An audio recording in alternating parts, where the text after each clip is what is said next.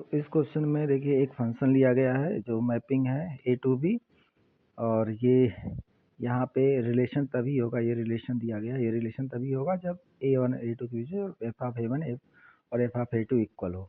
फिर ये relation equivalence relation हो जाता है। आपको प्रूफ नहीं करना, ना आपको शो करना है, गिवन है कि इक्विवेलेंस रिलेशन है, इसी पे बेस्ड ऑन A1 यह एक नया रिलेशन बनाया गया है।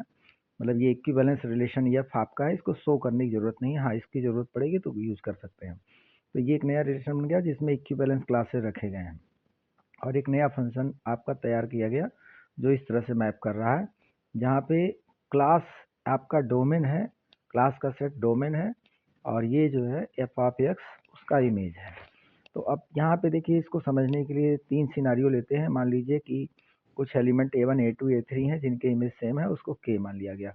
ऐसे A4 A5 है जिनका इमेज M है, दोनों इक्वल हैं, और A6 जो है किसी के बराबर नहीं है। तो अगर आप इसके A1 A2 A3 क्लास की बात करेंगे तो A1 क्लास A2 क्लास और A3 क्लास तीनों इक्वल ही आएंगे, A1 A2 A3 हो जाएगा। और उसके बाद जो है, क्योंकि यहाँ सीन ही ऐसा है, ये F of A1 equal to F of A2 पे रिलेटेड है, जो होगा बराबर ही होगा और अगर रिलेट है।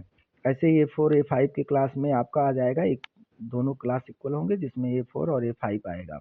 अब चूंकि ये सेट के अंदर कोई भी चीज़ रिपीट नहीं होती है, तो आप A1 A2 A3 के क्लास 3 बार नहीं लिखेंगे, एक ही बार लिखेंगे। ऐसे A4 A5 का अलग अलग नहीं लिखेंगे, एक ही बार लिखेंगे। A6 का एक ही लिखेंगे, और इनका इमेज क्या होगा, वही K M N हो जाएगा। तो ये साफ साफ स्पष्ट है कि 1 to 1 है, ऑन टू भी है, और इसलिए बाइजेक्टिव भी है। तो इसमें B C D ऑप्शन आपका सही हो जाएगा।